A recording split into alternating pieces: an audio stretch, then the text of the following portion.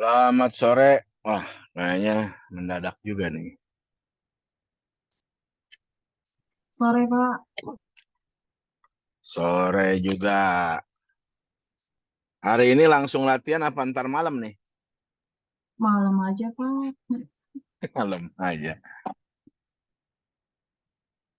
Oke lah, jam berapa kira-kira? Jam 9, jam 8, 10. Abis kuliah malam, Pak. Kan habis bakal ada lagi nih, Pak. Ada kuliah apa lagi? Bu Fadiana, Oh, farmakoterapi. tukeran gitu ya? Enggak sih, Pak. Oh, iya. Sebelum malam, kalau Bu Fadiana jam 8 kelar. Hmm, iya, iya, oke. Mana teman-temannya? Oh, belum ada masuk. Hari ini kita tinggal apa materinya nih?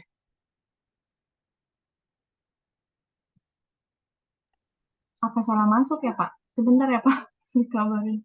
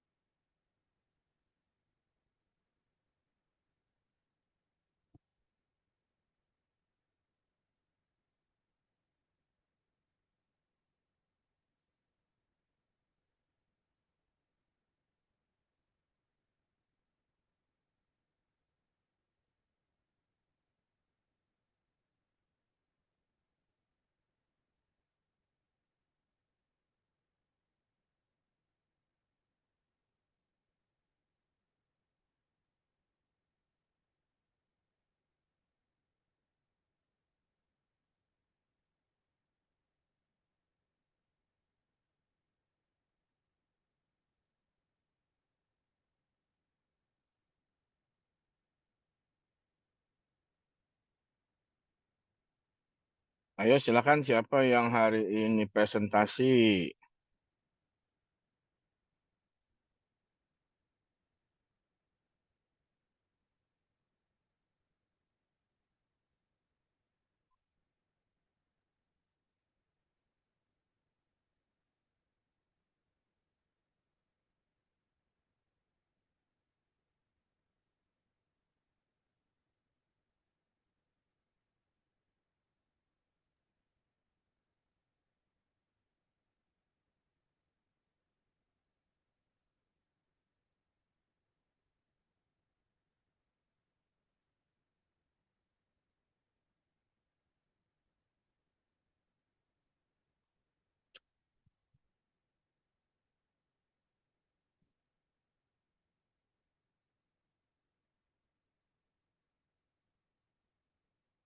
Halo, nanti tolong itu ya ada apa materi vaksin yang terbaru ya. Nanti saya kasih linknya ke itu Askia ya.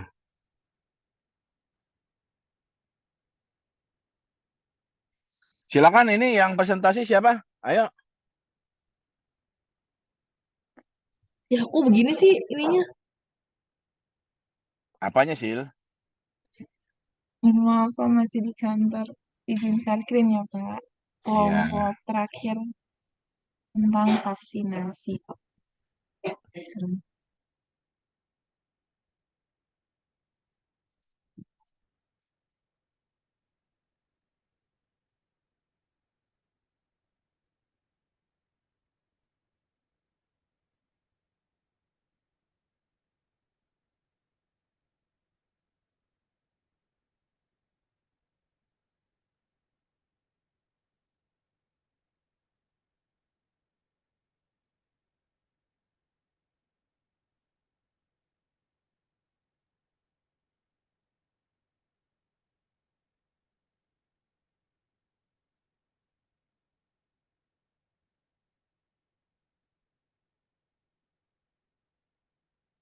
Oke, silakan.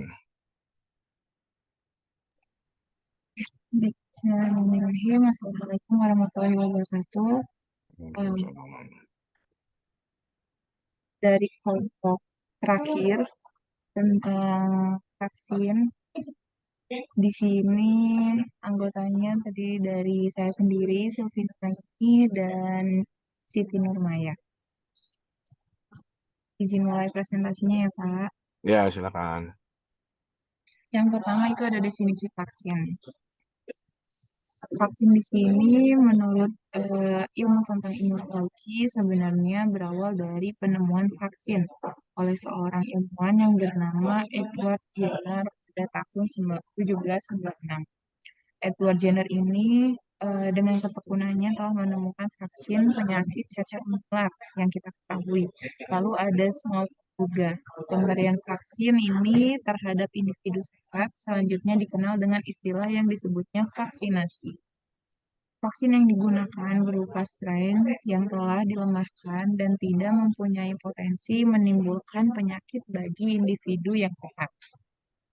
Dan di sini vaksin juga merupakan antigen berupa mikroorganisme yang sudah mati, masih hidup tapi dilemahkan, si utuh atau bagiannya yang telah diolah berupa toksin mikroorganisme yang telah diolah menjadi toksoid. Protein rekombinan yang bila diberikan kepada seseorang akan menimbulkan kekebalan spesifik secara aktif terhadap penyakit infeksi tertentu. Vaksinasi juga merupakan tindakan secara sengaja menginokulasikan patogen yang dilemahkan ke dalam tubuh individu yang sehat. Hal ini bertujuan untuk menimbulkan kekebalan tubuh terhadap patogen yang sama. Yang kedua itu ada karakterisasi dan penggolongan dari vaksin. Di sini untuk karakterisasi dan penggolongan dari vaksin, yang karakternya itu ada dua karakter utama yang aman dan berpotensi. Jadi vaksin harus aman agar terhindar dari kejadian ikutan pasca imunisasi atau disingkat dengan HIPI. Terus yang kedua, potensi vaksin harus dipelihara agar mendapatkan manfaat yang optimal pada program imunisasi. Lalu vaksin digolongkan menjadi vaksin sensitif terhadap panas dan cahaya, serta vaksin sensitif terhadap suhu. Berdasarkan sensitivitasnya vaksin dan untuk mempertahankan keamanan serta potensi vaksin, vaksin membutuhkan suhu pada proses penyimpanan dan distribusi yang sesuai dengan yang telah direkomendasikan. Vaksin juga membutuhkan satu sistem penyimpanan dan distribusi yang mempertahankan suhu sesuai dengan yang direkomendasikan untuk vaksin dari proses pembuatan hingga penggunaan vaksin, yaitu vaksin cold chain atau rantai dingin vaksin. Indikatornya itu harus kualitasnya pengelolaan vaksin yang baik, ditandai dengan tidak terjadinya kekosongan vaksin, suhu yang terjaga, tidak ada vaksin rusak, dan belum melampaui tanggal kadaluarsa. Lalu di sini untuk penggolongannya tadi ada dua, yaitu asal antigen atau immunization esensial, dan ada juga sensitivitas terhadap suhu. Nah, yang pertama itu asal antigen. Yang pertama berasal dari bibit penyakit yang dilemahkan atau live attenuated. Di sini ada virusnya itu contohnya ada polio, campak, dan yellow fever. Lalu ada juga bakteri yaitu contohnya BCG. Yang kedua, bakteri yang berasal dari bibit penyakit yang dimatikan atau disebut juga dengan inaktivated. Di sini seluruh partikelnya yang diambil ada dari virus yaitu PVV atau inactivated polio, vaksin, dan rabies. Kalau dari bakterinya itu contohnya pertussis.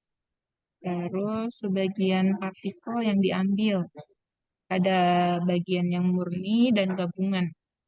Kalau yang murni contohnya meningokokal, kalau yang gabungan itu Haemophilus influenza tipe B. Lalu ada juga rekombinan atau rekayasa genetik. Di sini contohnya hepatitis B. Kemudian untuk yang sensitivitas terhadap suhu, yang pertama vaksin sensitif suhu beku atau fly sensitif, yaitu golongan vaksin yang akan rusak terhadap suhu dingin di bawah 6 derajat Celcius. Contohnya ada hepatitis B, DPT, DPT-HB, DT, dan Z. Lalu yang kedua ada vaksin sensitif panas. Sensitif itu golongan vaksin yang akan rusak terhadap paparan panas yang berlebihan. Contohnya ada BCG, polio, dan campak. Berikutnya macam-macam dari vaksin. Nah, di Indonesia terdapat beberapa macam vaksin yang tersedia. Di sini mulai dari vaksin bayi sampai dengan dewasa. Terdapat beberapa vaksin yang diberikan kepada anak usia 0 sampai 18 tahun dan bersifatnya itu wajib karena dapat membantu mencegah beberapa penyakit berbahaya dan mematikan. Sedangkan untuk orang dewasa dengan usia yang lebih dari 18 tahun terdapat banyak sekali macam vaksin yang direkomendasikan untuk di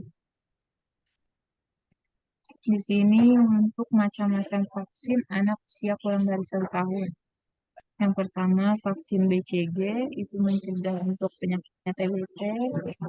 Terus yang kedua ada vaksin polio itu untuk mencegah penyakit polio atau terus yang ketiga ada HB terus mencegah penyakit hepatitis B. Lalu ada juga DPT itu untuk mencegah penyakit difteri, pertusis, dan tetanus. Lalu ada campak untuk mencegah penyakitnya campak. Dan di sini ada macam-macam vaksin dewasa untuk usia lebih dari 18 tahun. Yang pertama itu ada vaksin influenza untuk mencegah penyakit flu. Lalu ada vaksin DT juga untuk mencegah penyakit difteri dan pertusis. Lalu ada vaksin HPV untuk mencegah penyakitnya kanker cervix. Lalu ada juga vaksin hepatitis B untuk mencegah penyakit hepatitis B. Lalu ada vaksin varicella untuk mencegah penyakit cacar air. Kemudian ada vaksin meningitis untuk mencegah penyakit radang selaput otak wajib bagi jemaah haji atau korupsi. Lalu ada vaksin tetanus di sini untuk mencegah penyakit tetanus dan tetanus neonatal. Ini diberikan kepada calon pengantin biasanya. Kemudian berikutnya adalah produksi vaksin.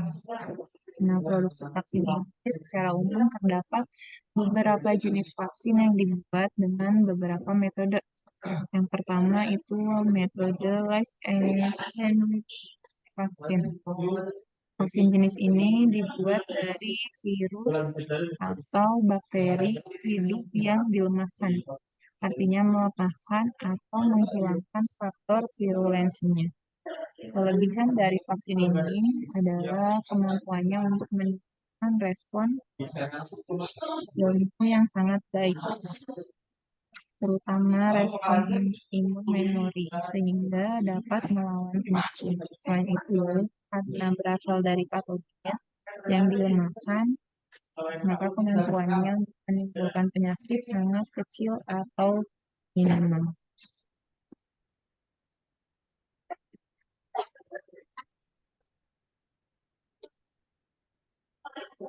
Selanjutnya ada produksi vaksin yang kedua, yaitu killed all inactivated vaksin. Jenis ini merupakan vaksin yang dibuat dari virus atau bakteri yang dimatikan dengan metode pemanasan atau dengan bahan kimia. Kelebihan dari vaksin ini bentuknya patogen masih utuh, tetapi tidak dapat memperbanyak diri karena sudah dimatikan. Sehingga vaksin ini dapat menstimulasi respon imun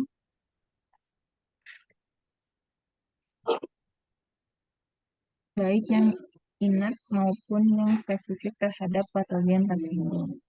Nah, di sini contohnya dari gambarnya itu inaktivasi atau mematikan patogen dengan radiasi.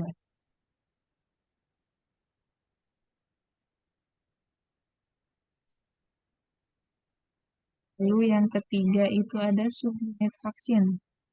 Vaksin jenis ini dibuat dari bagian tertentu virus atau bakteri seperti protein pada virus atau bakteri tersebut. Keunggulan dari vaksin jenis ini adalah lebih aman diberikan karena tidak mengandung virus atau bakteri yang hidup. Berikut gambar proses pembuatan subunit vaksin influenza dengan teknik rekayasa.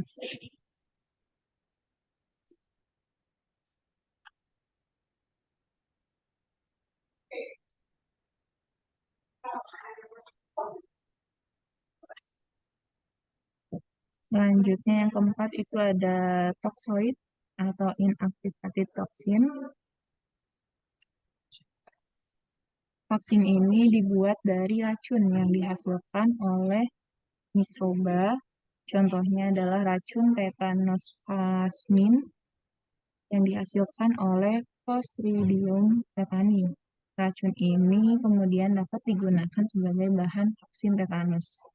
Nah, meskipun dalam bentuk racun, tetanospasmin ini dapat menstimulasi respon imun.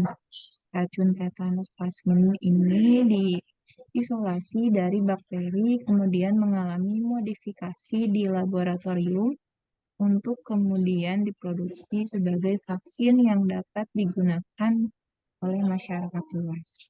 Berikut gambar dari vaksin tetanus dibuat dari racun tetanospasmin yang dihasilkan oleh Clostridium tetani.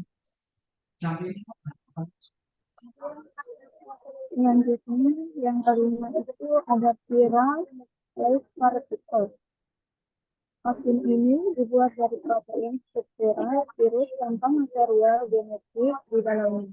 Keunggulan dari vaksin jenis ini adalah mampu menstimulasi respons imun innate maupun spesifik dan relatif aman karena hanya mengandung protein struktural tanpa material genetik sehingga virus tidak mampu untuk menginfeksi sel.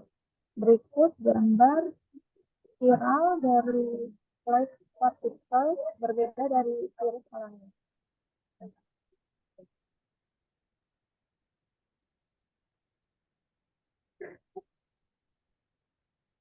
Yang keenam yaitu vaksin mRNA. Vaksin ini menggunakan mRNA virus yang mengkode protein tertentu. Diharapkan nanti ketika dimasukkan ke dalam tubuh, mRNA ini akan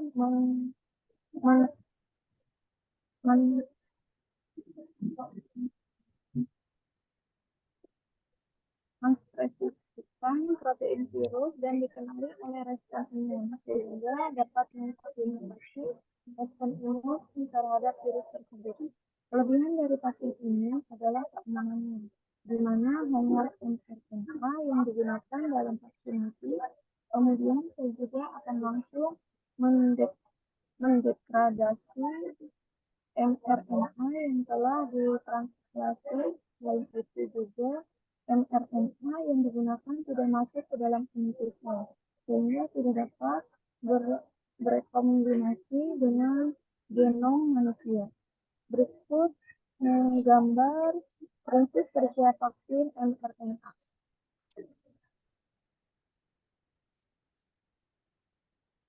Selanjutnya viral atau bakterial vektor vaksin.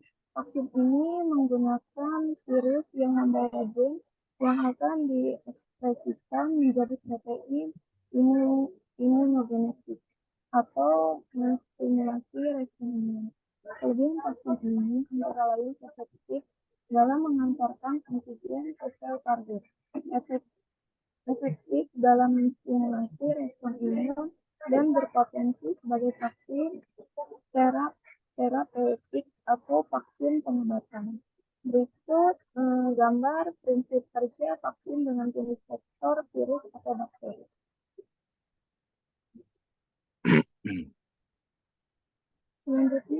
vaksin DNA. Vaksin jenis ini masih dalam tahap penelitian dan uji klinis, berbeda dengan jenis-jenis vaksin sebelumnya.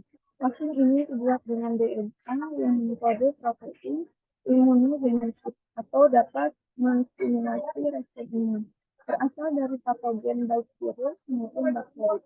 Molekul DNA ini kemudian direkomendasikan ke dalam plasmid dan dimasukkan ke tubuh individu sebagai vaksin. Salah satu vaksin yang dikembangkan dengan metode vaksin DNA adalah vaksin Zika.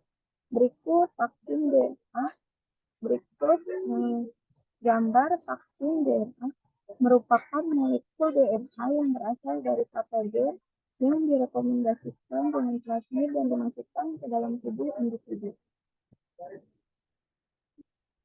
Selanjutnya imunisasi. Untuk pengertiannya, imunisasi berasal dari kata imun, kebal atau resisten. Dapat didefinisikan bahwa imunisasi adalah suatu upaya untuk menimbulkan atau meningkatkan kekebalan seseorang secara aktif terhadap suatu penyakit melalui vaksinasi. Sehingga apabila suatu saat terpapar dengan penyakit tersebut tidak akan sakit atau hanya mengalami sakit ringan. Imunisasi adalah proses memasukkan antibodi ke dalam tubuh agar didapatkan kekebalan yang sudah dibentuk sendiri oleh tubuh kita tetapi diperoleh dari luar tubuh.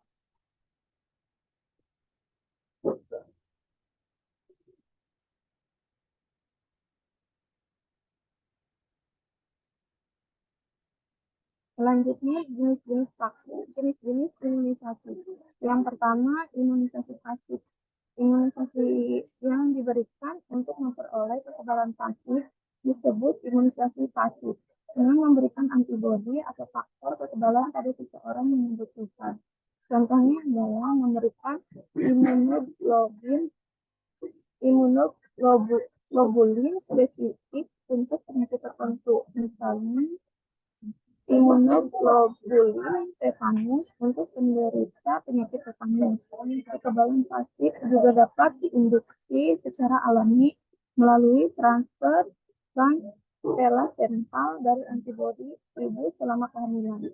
Antibodi transplacental yang diturunkan secara maternal dapat memberikan perlindungan selama 1 bulan pertama kehidupan bayi dan lebih lama selama menyusui.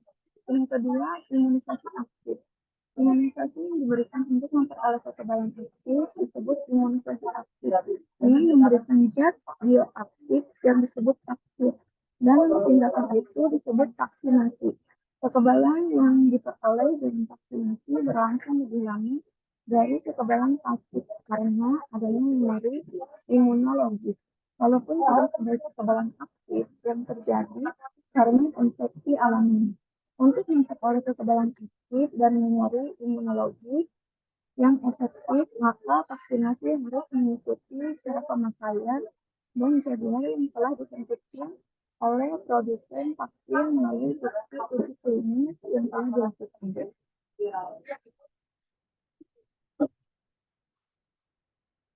Selanjutnya, imunisasi upaya pencegahan. Imunisasi sebagai upaya pencegahan penyakit terdiri dari yang pertama pencegahan primer, yaitu semua upaya untuk menghindari terjadinya sakit atau kejadian yang dapat mengakibatkan seseorang sakit atau menderita cedera dan cacat. Yang kedua, pencegahan sekunder. Dengan deteksi dini, bila diketahui adanya penyimpangan kesehatan seorang bayi atau anak, maka intervensi atau pengobatan perlu segera diberikan untuk koreksi secepatnya.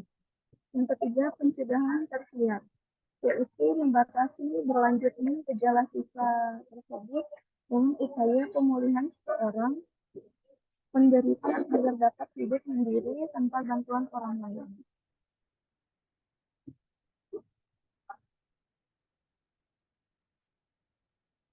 Selanjutnya, manfaat imunisasi. Yang pertama untuk anak, pencegahan penderitaan yang disebabkan oleh penyakit dan kemungkinan cacat atau kematian.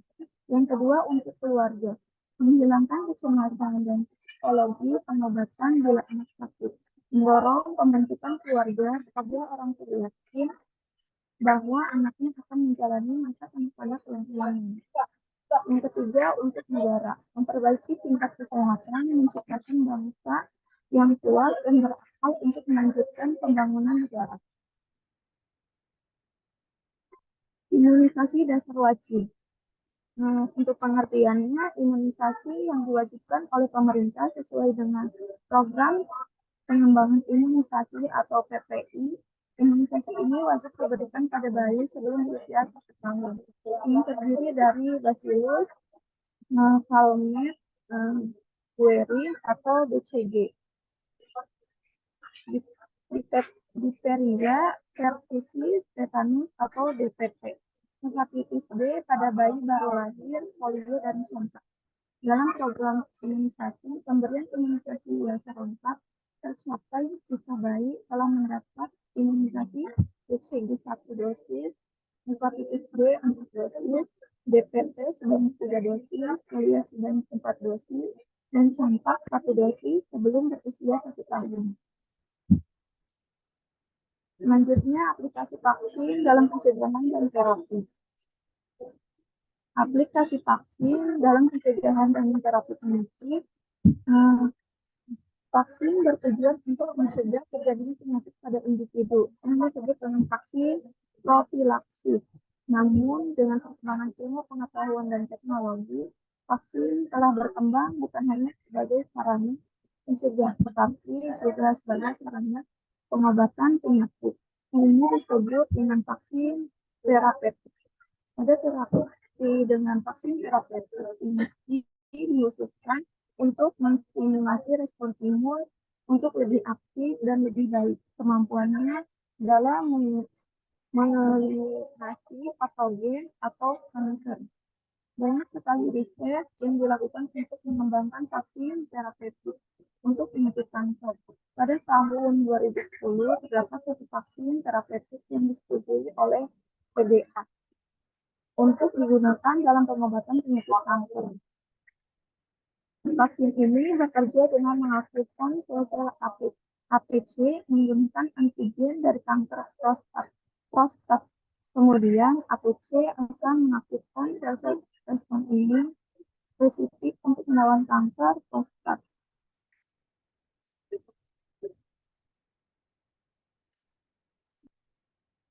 Berikutnya aplikasi vaksin dalam pencegahan dan terapi penyakit. Selain kanker, vaksin terapeutik juga dikembangkan untuk berbagai penyakit infeksi. Salah satunya adalah penyakit AIDS yang disebabkan oleh virus HIV. Diharapkan suatu hari kelak, vaksin terapeutik HIV dapat mencegah perkembangan penyakit menjadi tahap AIDS, mengurangi ketergantungan pasien dengan obat antiretroviral, dan pada akhirnya dapat membantu mengeliminasi virus HIV dari dalam tubuh. Berikut gambar cara kerja. Demikian penjelasan dari kami. Kurang dan lebihnya kami mohon maaf. Wassalamualaikum warahmatullahi wabarakatuh. Waalaikumsalam. Ya, terima kasih atas presentasinya. Nah, ini materi terakhir ya. Oke, saya review dengan cepat ya. Saya ada 2 PPT di sini ya. Satunya yang dari Pak Charles ini ya. Ini kan wajib lah ya, karena biar seragam materi utamanya, standarnya gitu ya. Nanti kalian lihat ya. Ini udah saya upload, cuman linknya kemarin kayaknya Google Drive saya udah penuh tuh gitu, sehingga saya ganti pindahin lagi gitu ya filenya ya. Nanti saya kasih linknya ke Askia ya. Oke ya, tadi vaksin udah dijelaskan ya, bahwa vaksin itu suatu zat yang akan membuat tubuh kita memproduksi lah harusnya ya, memproduksi antibodi. Pemikirannya begitu ya. Daripada orang terkena infeksi yang berbahaya, sebaiknya divaksin, kan begitu. Ya. Tapi tadi ya, ingat ini dasar kerja vaksin ya. Vaksin itu tidak akan bekerja pertama kali dimasukkan ke dalam tubuh kita. Jadi kita mesti paparan kedua ya, baru tahu itu vaksinnya bekerja apa enggak. Ya, jadi karena vaksin itu akan merangsang pembentukan antibodi, kan ceritanya begitu ya, imunisasi aktif. Kecuali kita lagi sakit ya. Kalau lagi sakit diimunisasi pasif. Tapi orang sehat diimunisasi aktif. Nah, jadi jangan bilang orang sakit divaksin ya. Nah, harus jelas dulu nih divaksin apa dia gitu ya. Jangan dia udah TBC dikasih vaksin BCG katanya. Nah, nggak mungkin ya. Kalau dia udah kena ya tadi ya karena tidak ada antibodinya itu orang TBC ya dikasih obat karena itu kumannya yang terus bekerja gitu ya. Tapi kalau udah masih sehat, nah divaksin buruan supaya kumannya tadi tidak bisa melawan bekerja gitu ya. Jadi kita lemahkan lah dia. Nah, kemudian tadi ya, tadi memang terlalu banyak tulisannya tidak ada poin-poinnya ya. Nah, harusnya yang namanya PowerPoint itu harus ada poin-poinnya gitu ya. Kalau nggak ada poinnya bingung juga. Ya, tadi yang aktif itu berarti badan kita lah ya memproduksi antibodi. Tapi kalau yang alamiah ada dua nih ya, ada yang pasif, ada yang aktif.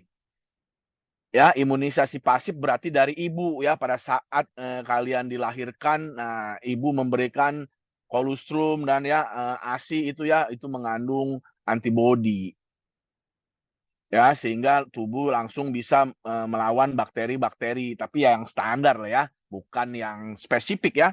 Contohnya COVID, malaria itu ya nggak bisa lah ya kecuali tubuh kita tadi kepapar dulu. Silakan milih mau dipaparin sama kumannya langsung atau divaksin kan begitu. Sehingga paparan kedua kita bisa kebal. Ya, tapi kalau kita contohnya sudah kena gigit nih ya sama anjing gila gitu ya, ya kita nggak bisa divaksin lagi ya. Kita harus masuk antibodi. Nah, itu kan imunisasi pasif. Yang namanya pasif kita dikasih antibodi. Yang namanya aktif kita dikasih antigen gitu ya. Jangan sampai nggak bisa nih. Oke, kemudian tadi tujuannya selalu lah membuat sel memori lah ya, membuat tubuh kita nanti mengenali lagi ya sekunder gitu ya jika ada kuman lagi masuk virus ya. Tapi yang tadi ya memang virus ini seperti HIV gitu ya sampai sekarang aja ya belum bisa ditanggulangin ya. Karena virus itu ya tadi ya sangat-sangat luar biasa lah ya kemampuannya ya. Nggak bisa lah, belum bisa ditangkis lah gitu ya. Dikasih vaksin-vaksin juga nggak tahu tuh ya, apakah benar memang sangat efektif atau enggak gitu ya. Ya, HIV aja kan belum bisa, masih tetap diobati biasa aja ya. Divaksinnya belum ada kayak sekarang sampai sekarang ya. Ya, vaksin-vaksin yang virus memang lebih sulit ya. Nah, kemudian apakah yang bedanya nih tadi ya? Ada beberapa jenis pembuatan vaksin. Ada vaksin yang bakterinya atau virusnya dilemahkan, ada yang dimatikan, ada yang diambil DNA-nya, ada yang diambil RNA-nya. Mana kira-kira yang paling bagus menjadi vaksin? Ya, tapi ternyata ya jawabannya nggak segampang itu ya. Semua ada plus minus lah begitu. Ya, yang bakterinya dilemahkan atau virus yang dilemahkan udah pasti lebih baik daripada bakteri yang dimatikan. Mengapa begitu? Ya itu ya, kalau zat yang masih ada aslinya, ya kalau yang dilemahkan berarti kan ada tuh ya kumannya atau virusnya. Nah dia lebih imunogenik gitu. Nah ya istilah imunogenik yang lebih menghasilkan tadi proses perlawanan ya atau imunologi kita ya pembentukan antigen antibodi. Tapi kalau yang dilemahkan, nah kita justru bisa berpikir ya bahwa kenapa ada vaksin yang diberikan berulang-ulang. Kenapa ada vaksin yang diberikan satu kali? Nah, coba diperhatikan ya. Nah, kemungkinan vaksin yang diberikan berulang-ulang itu adalah dari mati dia, punya kuman mati lah, bakteri mati, virus mati. Karena udah mati aman gitu ya, tapi imunogeniknya kurang, lemah gitu. Makanya mesti diberikan lebih dari sekali ya. Ada nanti kita lihat nih beberapa vaksin yang diberikan umur 1, umur 2, umur 3 tahun gitu ya. Nah, itu begitu karena ternyata kayaknya sih dia bakteri atau virus yang dimatikan gitu. Tapi kalau yang kumannya dilemahkan, virusnya dilemahkan, biasanya cukup sekali. Nah, begitu ya. Oke, pemberiannya tadi ya bisa intradermal, oral, intradermal juga ya zaman saya, kecil gitu ya, cacar itu ya dibakar ya, disundut gitu ke kulit kita. Makanya dulu orang Asia itu terkenal gitu ya, yang nggak tahu juga Asianya apa, semua Asia apa, Indonesia gitu ya. Orang Indonesia kalau, ke luar negeri gitu dia pakai tangan buntung gitu kelihatan itu ya, orang Indonesia ya, orang Asia ya, kenapa? Itu ya bekas tanda dicacar gitu ya, maksudnya divaksinasi. Ah, dulu begitu ya cara vaksinasinya serem ya. Sekarang mah udah enak lah ya, bisa pakai tetesan oral gitu ya, intranasal disedot ya, atau diminum ya, injeksi juga masih banyak sih. Ya, tapi udah berubah gitu ya, nggak serem kayaknya gitu ya. Gimana orang anak kecil disundut gitu ya, kayak disundut alat gitu ya sampai dia kebakar kulitnya, itu kan serem gitu ya. Nah, jadi orang takut dulu divaksin. Tapi kalau nggak divaksin, waduh, kena cacar itu bahaya ya, sampai mukanya bopengan itu. Nah, kasihan juga sih kalau udah kena. Ya, berarti kan dia dulu nih nyumpet nih dia nih, atau dia nggak mau divaksin. Orang tuanya udah bilang atau maksa, dia nggak mau juga. Akhirnya suatu saat dia kena, bopeng lah dia mukanya ya, serem gitu ya, benjol totol-totol gitu. Ya, tapi di tahun berapa udah hilang lah ya, di Indonesia udah nggak ada lagi tuh, ya. Nah, ini zat-zat gini, kuman-kumannya disimpan ya, di banknya ada ya, di Amerika apa di mana gitu ya. Tahu di Asia sih nggak boleh nyimpen, kayak takut ya. Tapi ada ya, jadi bisa dijadi senjata biologis gitu ya. Nah, oke tadi ya tipe-tipe vaksin nih ada sekitar ya pustaka minimal ada 5 lah ya, atenuat gitu ya yang dilemahkan, kemudian yang kill ya berarti bakteri yang dimatikan, tadi toxoid ya ini ada istilahnya vaksin di permukaan atau anti-idiotype gitu ya. Tadi ada DNA, RNA gitu ya dan, chimeric ya. Nah biasanya chimeric ini kayak semacam monoklonal gitu yang kita pelajarin kemarin ya. Oke, kemudian, ini ya, ini dibagi-bagi lagi contohnya virus yang dilemahkan ini contohnya vaksin yellow fever ya, kemudian, kill whole organism ya, yang bakterinya dimatikan semua ini ya. Ini diinaktivasi oleh formaldehid nih. Kalian tahu formaldehid? Halo halo? Pernah dengar, Pak. Pernah dengar tapi belum tahu. Kayaknya tahu deh, Pak. Coba aku inget-inget dulu ya, Pak. Jangan lama-lama dong kalau inget-inget. Nanti coba. Tergantung kapasitas otak, Pak. Semoga otak aku lagi Oh bagus gitu. ya, Pak. Apa kira-kira nih? Ini harusnya orang farmasi ini udah tahu dari awal nih, kan udah pernah praktek kayaknya kimia dasar mah ya. Apalagi zaman Covid tuh, makanya agak susah ya. Ya, formaldehid itu ya formalin ya, pengawet itu, kalau kita mah pengawet mayat itu. Baru mau Eh, aku jawab, Pak. oh iya udah bagus lah gitu ya. Jadi bukan mayat aja sebenarnya artinya mayat manusia ya. Kalau kita bikin sediaan awetan itu di lab gitu ya, contohnya kita bikin kucing, maaf kucing lagi. Tikus aja lah, tikus kita sayat gitu. Kita rendam itu sama formalin. Jadi dia nggak bakal busuk ya, karena dia sebagai pengawet. Sangat kuat dia ya, awet adalah dia. Ya, jadi memang juga sama ya, kalau orang meninggal gitu yang masih mau tidak dikubur gitu, tepatnya disuntikin formalin itu, sehingga dia tidak mudah busuk ya. Ya bukannya artinya nggak busuk, tidak mudah busuk gitu. Jadi mencegah kecepatan pembusukan. Ya, atau di industri obat tuh ya dulu-dulu atau sekarang ya, saya belum banyak lagi ketemu orang industri lagi atau diskusi apa gitu. Dia dulu ada tablet-tabletnya ya, tapi digaskan nanti ada yang bentuk gas gitu formalinnya, ya ada yang ditaruh di tablet itu kan dia juga, aromanya ada ya seperti pemutih gitu ya, seperti yang biasa kita pakai sehari-hari ya pemutih itu ya. Modelnya begitu ya, itu juga bisa ya sebagai pengawet ruangan ya, jadi pensteril. Tapi ya tadi ya, ini agak kurang disukai karena baunya itu ya, yang kurang enak gitu, ya. Oke, kemudian, toksoid tadi ya, dari kuman yang, punya racunnya dilemahkan gitu untuk menciptakan antibodi ya. Nah yang menarik ini, kalau antitoksin difteri rada jarang nih kita temuin kayaknya ya, karena bingung masyarakat juga difteri juga kurang familiar gitu kan. Tapi kalau botulinum ini, udah lebih familiar lah ya, artinya orang yang infeksi nih, kena paku, ya biasanya paling paling dulu paling terkenal itu kalau kena apa, ee-nya kuda ya. Kan yang zaman dulu mah banyak kuda berkeliaran ya kalau di Jakarta nih, tapi sekarang kan udah jarang ya. Kalau dulu nih, waduh kalau katanya kena kuda itu, waduh infeksi itu katanya. Nah itu apa, tetanus. Nah itu bener ya di apa, di paku berkarat itu, kuda itu banyak, kuman tetanusnya tadi ya, botulinum itu ya. Nah itu bisa berbahaya itu. Ya kalau yang kita tidak diobatin bisa meninggal ya. Yang menarik sekarang kan ini, racun tetanus ini kan malah jadi kosmetik ya, jadi untuk wanita ya biasa dipakai itu ya, sebagai anti wrinkle ya. Nah, nanti dipelajarin lagi lah ya di kosmetik ya. Ya kalau difteri, itulah ya kurang familiar lah, orang nggak ngerti nih difteri dan apa, kalau tidak ke dokter itu diagnosanya ya rumit ya, karena mirip dengan penyakit-penyakit diare lain gitu contohnya. Ya, tapi kalau kena paku bekarat nih, anak kecil nih harus ngomong nih dia ya, kena sama orang tuanya. Kalau nggak ngomong bahaya gitu ya, pasti dia bengkak lah ya kalau udah kena paku.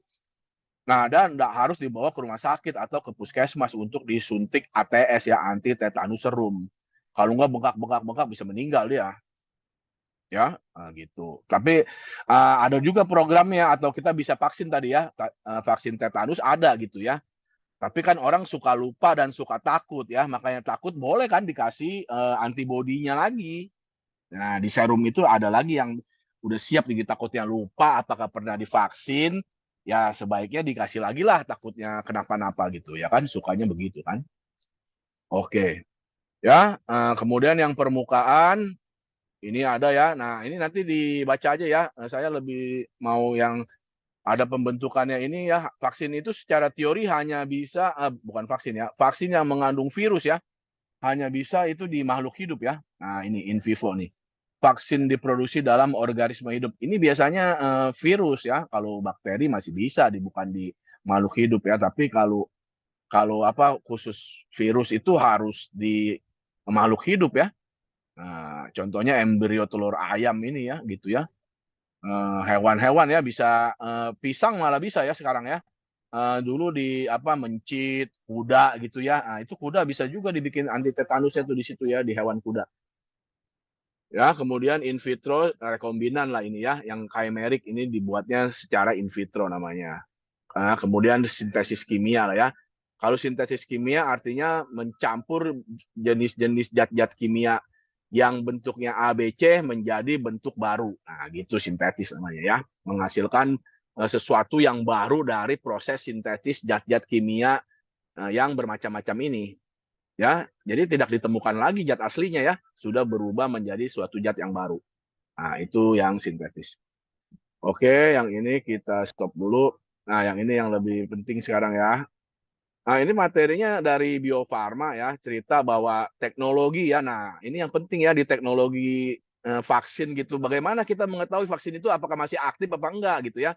Oh, aktif Pak, karena disimpannya udah jelas gitu. Siapa yang jamin gitu. Apakah penyimpanan yang itu menjamin sediaan itu maksimal gitu kan belum tahu ya. Nah, makanya teknologi yang terakhir ini ya, ini juga saya baru ketemu gitu maksudnya ya.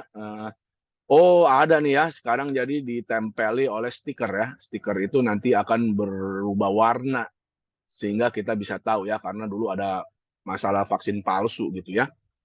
Oke. Nah, ini ya vaksin tadi udah disebutkan ya bisa virus, bakteri atau patogen gitu ya. Sehingga dimasukkan ke dalam tubuh kita akan membentuk antibodi. Ya, antibodinya ini tadi karena punya sel memori itu akan mengenali ya. Ini spesifik namanya nih ya. Virus A antibodi kita ngebentuk A. Virus B dia ngebentuk B. Virus C. Nah, kemampuan tubuh kita kan memproduksi antibodi itu sampai ratusan ribu katanya ya. Nah, padahal kumannya aja belum tentu ada banyak gitu ya. Oke. Ya, kemudian ini Bio Farma ya karena memang dia juga yang di Indonesia banyak membuat vaksin ya, ada antisera, diagnostik dan vaksin. Nah, tadi ya, jadi ada imunisasi dasar ya, pemerintah itu ada programnya ya. Jadi BCG ini TBC, polio, hepatitis B, difteri tadi ya, campak ya. Ini sangat penting nih. Jangan generasi kita ini kena aja begini ya, apalagi hepatitis nih ya. Hepatitis ini kan sangat mudah ya. Kalau kalian pelajari itu hepatitis itu bisa menular dari kerikan, dari anduk, dari baju. Jadi hampir sekeluarga itu kalau ada satu orang kena hepatitis itu pasti kena biasanya ya, nggak ada bisa lolos itu. Ya, kemudian lanjutan tadi sampai usia 18 tahun ya, bahkan ada yang dewasa gitu ya. Oke, nah ini pemerintah jadi ada hepatitis B, BCG, measles dan rubella ya, campak nih ya, mirip ini ya, polio ya. Nah, polio ini ya diberikan 4 kali, usia 1 bulan, 2 bulan, 3 bulan, 4 bulan. Nah, ini yang namanya di booster ya. Istilah booster itu biasa memberikan vaksin berulang gitu ya. Ada yang 5 penta ini ya. Pentavalen ini difteri, pertusis, tetanus, H-nya apa nih, I-nya apa nih, B-nya apa gitu ya. Nah, ini diberikan juga 4 kali. Ya, nah, ini program pemerintah yang dasar nih sekarang ya. Nggak tahu sekarang ya apa masih berubah apa enggak gitu ya. Kemudian ya tujuan vaksinasi ya, dulu polio udah dihilangkan di 2015 ya, tapi sekarang kayaknya bisa timbul-timbul lagi gitu ya. Cacar nih dihilangkan tahun 79 tuh ya, dan lain sebagainya. Ya, kemudian nah ini ya tadi ya jenis-jenisnya ya, tipe vaksin ada yang vaksin hidup, vaksin bagian vaksin, vaksin yang zatnya atau sumbernya dibunuh ya, konjugat, rekombinan, toksoid dan DNA ya. Nah, ini waktu-waktunya pemberiannya ya. Ini tapi yang pustakanya udah 10 tahun ya. Nggak tahu sekarang mungkin ada perubahan gitu ya dari program-programnya ya. Nah, ini BCG ya untuk mencegah TBC gitu ya. Nah, kemudian ini yang hepatitis B ya. HIV itu hepatitis B kali ya. Nah, kemudian polio, pentabio ya, campak, measles. Untuk remaja juga ada ya, tetanus, difteri, tetanus pertussis, flu bolio ya. Jangan salah ya, kalau flu dulu di Indonesia orang kenapa kurang tertarik dengan vaksin flu influenza gitu ya, karena varian di kita itu nggak berbahaya gitu ya, cuman ya mengganggu maksudnya gitu ya, kan kalau kita sering pilek kan kita pusing ya, apa kan nggak bisa kerja gitu ya, tidak produktif ya. Tapi kalau di luar negeri vaksin influenza penting banget ya, contoh di Amerika itu variannya itu ganas gitu ya, kalau kita kena influenza bisa meninggal gitu ya. Nah, kalau di kita mah jarang lah ya orang pilek meninggal ya. Nah, gitu ya. Kemudian difteri, tetanus. Nah, ya ini di booster ya. Jadi istilah booster itu imunisasi ulangan. Jadi dia kena beberapa kali gitu ya. Kemudian kalau kalian pelajarin sebenarnya masih banyak yang perlu dipelajarin ya. Jadi bagian suatu vaksin itu banyak isinya ya. Ada enhancer gitu ya, penguat apa gitu ya.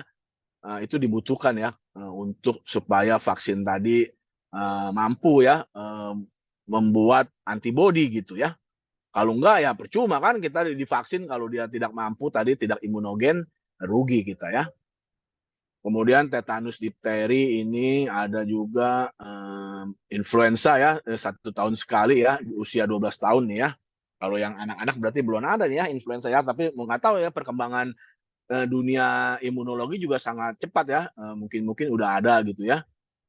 Kemudian vaksin rubella, rabies, meningitis, serviks ya sekarang yang lagi booming ya. Kayaknya pemerintah rencana nih mau menggratiskan gitu ya, tapi nggak tahu ya kapan gitu ya. Oke, terus ini perkembangannya ya, produksi vaksin ini dari media ya, difermentasi ya, single harvest ini panen pertama ya. Kemudian kalau meningkat buleknya ya, diinaktivasi, dikumpulkan dan dimurnikan gitu ya. Kemudian diformulasi, dikemas dan dipasarkan gitu ya. Jadi ini kalau ceritanya penyesalan selalu datang di akhir, kalau di awal namanya antrian ya. Jadi artinya orang lebih baik divaksin gitu kan untuk mencegah keparahan gitu ya. Nah, ini produksinya nanti dilihat. Antisera juga tadi ya mirip ya. Jadi untuk merangsang antibodi ya, anti tetanus. Nah ini ya, anti tetanus ada 2 macam ya. Ada yang besar 20.000 dan 1.500. Ya, ini pakai fenol juga ya, pakai fenol, kemudian ini luka beresiko tetanus ya. Nah, ini kena kawat ya atau paku berkarat ini sangat berbahaya ini ya. ya, atau main di jalan atau apa. Dulu saya juga pernah kena gitu ya. Lagi kecil saya sangat suka main layang-layang gitu ya. Nah, saya sering naik ke atas gedung gitu, ke atas rumah gitu. Suatu saat saya turun nginjek paku gitu ya. Nah, untung saya bilang sama orang tua saya nih, tadi kena paku gitu. Besoknya langsung bengkak itu kaki saya tuh. Nah, dibawalah ke puskesmas ya untuk dikasih ATS ini. Nah, gitu ya. Kalau enggak, badan udah meriang, panas gitu, kaki bengkak gitu ya. Kalau tidak dikasih serum anti tetanus ini. Ya, kemudian ini yang besarnya, ini difteri, bisa ular ya. Nah, ternyata juga ada ya, apa, Bio Farma buat ya. Tapi tadi ya, ini dipasarkannya tergantung daerah masing-masing ya. Nggak semua daerah itu. Sekarang kayak ular tanah, ular kobra, ular belang ini kan nggak di Jakarta mah belum tentu setahun sekali kita dengar kasusnya gitu kan.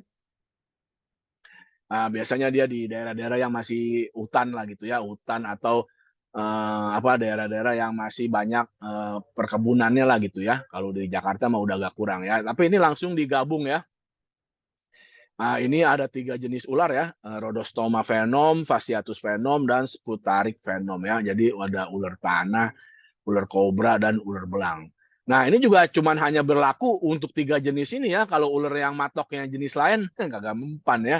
Tadi karena harus spesifik ya gitu. Kalau nggak spesifik ya dia nggak bekerja ya. Nah, mesti dicari lagi lah. Makanya ya harusnya tadi pemerintah juga menyiapkan ya, ini namanya obat-obat yang jarang nih ya, diistilahkannya obat-obat yatim ya. Ada istilahnya ya kalau di bahasa Inggrisnya itu ya. Ini namanya obat yatim. Karena obatnya jarang, jarang, eh, yang kenanya dikit gitu ya. Dalam suatu komunitas, satu populasi yang kenanya dikit. Tapi kan tetap harus ada gitu ya. Supaya nanti kalau ada yang kena masih bisa selamat nih ya. Atau yang kena bisa diobatin lah gitu ya. Nah, kalau enggak ya bahaya lah, kesian lah gitu ya. Siapa yang mau bikin obatnya ya? Nah, biasanya ini ada bantuan pemerintah gitu ya untuk membuat obat-obat yang dipakainya populasi dikit ya. Nah, itu ya. Obat yatim namanya ya. Nah, bukan yatim piatu ya, tapi tadi ya istilah yatimnya ini dikit orang ya populasinya gitu ya. Diagnostik ini ya untuk ngetes itu ya TBC ya, tuberkulin ya. Skin test identifikasi bakteri. Apakah dia ada emang kena infeksi TBC atau dia pernah kena infeksi gitu ya. Nah, ini bisa untuk mengetahui ya. Kemudian nah ini ya, ini bukan kadaluarsa nih ya.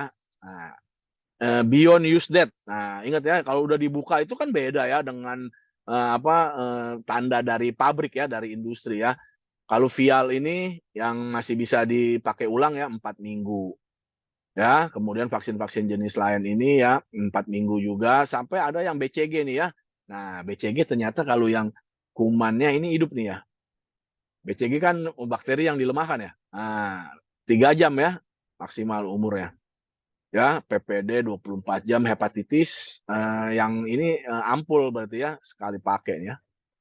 Polio, nah bagus nih polio ya, bisa 4 minggu. Jadi dalam penyimpanan yang memenuhi syarat ya tuh ya. Jika syarat dipenuhi ini, artinya penyimpanan yang memenuhi syarat pun dia ada batas pemakaiannya ya, BUD-nya ya, bukannya kadaluarsa ya. Rangkuman waktu beyond use date nih harusnya ya. Nah, ini ya yang penting nih ya. Nah, ini ya artinya sekarang nih udah berkembang ya. Jadi ada indikator ya. Nanti kalau kalian nih bagian rumah sakit apa jadi penanggung jawab vaksin gitu ya harus tahu nih ya. Sekarang ini ya tahun 2023 ini bulan Juli ini udah ada nih gini nih ya. Barangkali nanti setelah lulus kalian udah nongol lagi yang lebih canggih gitu ya. Dari botolnya itu bisa mengeluarkan warna gitu contohnya. Ya, kalau sekarang ini ada indikatornya stiker gini ditempel gitu ya. Nah, ini kan tadi ya ada rantai dingin ya, cold chain reaction gitu ya, ada cold chain gitu. Jadi penyimpanan vaksin memang agak itu ya khusus ya, nggak seperti biasa yang suhu dingin doang ya. Kalau vaksin itu malah ada yang suhu beku, suhu apa gitu ya, dan dia harus terpantau tadi. Kita nggak pernah tahu ya kalau tidak punya indikator. Ya, sama seperti kalau kita praktek mikro dulu ya, harusnya kan ada tuh, kalau apa, otoklavnya bagus ya, mencapai suhu yang diharapkan 125 derajat gitu ya, atau 127 derajat. Nah, itu ada stikernya gitu ya. Stiker itu harus berubah warna, menandakan suhu 127 dicapai gitu. Kalau stikernya nggak berubah warna berarti, ini otoklavnya mungkin bermasalah. Di luarnya kelihatannya masuk 127 tapi dia nggak nyampe. Nah, itu pakai indikator ya. Seperti ini gitu ya. Nah, jadi kalau kita beli vaksin nih, biarpun semua pasti ngakunya penyimpanan bener dong. Mana ada sih sengaja penyimpanan tidak benar gitu ya. Jangan sampai gitu kalau mati lampu nih dia tidak ada teknologinya ya untuk menahan dia lumer gitu ya. Makanya vaksin itu jadi mahal karena tadi ya penyimpanannya, sarananya itu emang khusus ya. Nggak boleh bilang mati lampu 3 jam gitu ya. Waduh, hancur semuanya ya. Nah ini ya, jadi kalau ada stikernya, yang ini boleh nih ya. Kalau udah begini aja tidak boleh, apalagi sampai kereng begini nih contohnya ya. Ini nggak boleh dipakai lagi. Berarti dia telah melewati suhu standarnya. Ya, jadi vaksin apa nih contohnya dipakai stiker ini ya. Stiker ini tidak boleh mencapai suhu kamar gitu contohnya ya. Tapi kalau ternyata tadi mati lampu sampai lama, dia mencapai suhu kamar, dia akan berubah menjadi ini. Dan setelah mencapai suhu kamar, vaksin tidak bekerja lagi. Nah, jadi rusak lah dia. Gitu ya, jadi teknologi ini sangat penting ya, apalagi nanti kalian bekerja di sarana rumah sakit, penting banget gitu ya, jadi apotekernya gitu ya, jangan sampai kita kekurangan informasi ya gitu ya, malu lah ya, oh ada infonya nih, ya kita harus tanya terus ke supplier ya, ke PBF-nya, ini teknologinya jaminannya apa gitu kalau rusak nggak rusak nih, nah itu dia yang harus terus begitu ya, tanya ke industrinya gitu ya, bagaimana untuk mencegahnya gitu. Siapa yang tahu ini kalau vaksinnya ini rusak orang warnanya bening-bening aja gitu ya. Nah, kan tapi kalau disuntikin ke pasiennya dia tidak menimbulkan antibodi kan aduh benar-benar sangat disayangkan kan gitu ya. Nah, kira-kira gitu. Oke, habis ternyata ya. Silakan ada yang mau ditanya, nanti linknya saya kasih, jangan lupa ya ini ya, untuk diminta kalau lupa ya. Kemudian hari ini kita telah mencapai apa, materi terakhir ya. Nah, jadi silakan kalian nanti tugas-tugas jangan lupa ya, nanti saya lihat gitu ya. Kemudian kontrak perkuliahan jangan lupa ya, nanti saya tagih kalau masih belum. Nah, itu harus semuanya udah ada gitu ya, karena nanti akan diminta juga gitu ya. Kalau saya lupa juga nanti tanda tangannya susah gitu ya. Kalian udah ngilang lagi naik semester gitu ya. Tolong Askia ya nanti ya. Iya, Bu. Gitu. Ya, silakan ada yang mau bertanya atau gimana ini udah masuk juga maghrib ya, udah lewat sedikit. Silakan. Jadi nanti jam berapa kira-kira? Jam 10 ya? Ayo lah. Jam berapa nih? Nanti latihan UAS. Jam 9 seselesainya mata kuliah habis ini boleh gak Pak? Kalau jam 10 kemalaman Boleh banget sih aja. Pak. Kalau saya nanti katanya kalau nyusahin, gara-gara disusahin saya nggak konsen gitu kan alasan kamu Enggak kan? Pak, enggak Oh aman. enggak ya, aman ya. Ya, ya selesai kuliah ngaso dulu lah sedikit lah, barangkali lapar gitu makan dulu lah biar tenang gitu nggak apa-apa.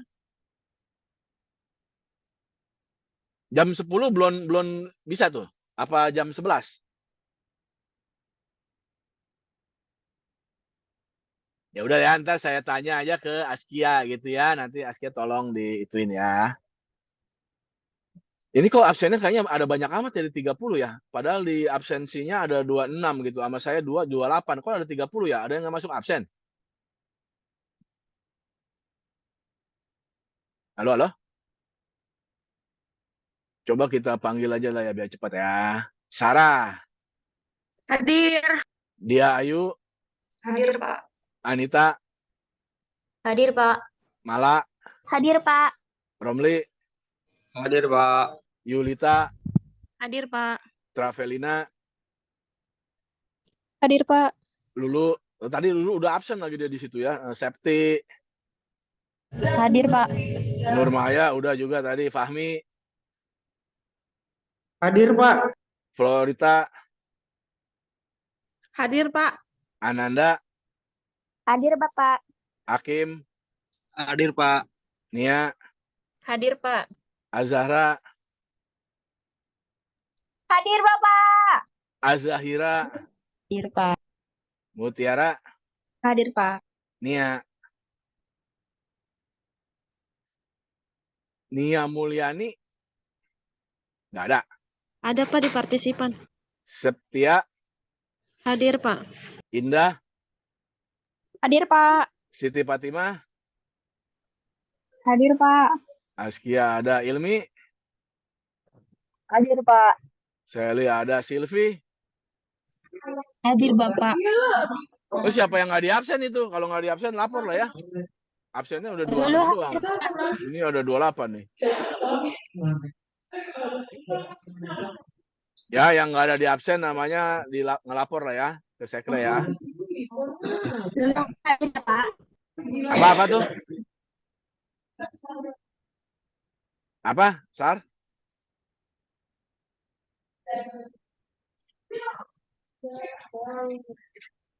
Berarti masuk semua ya.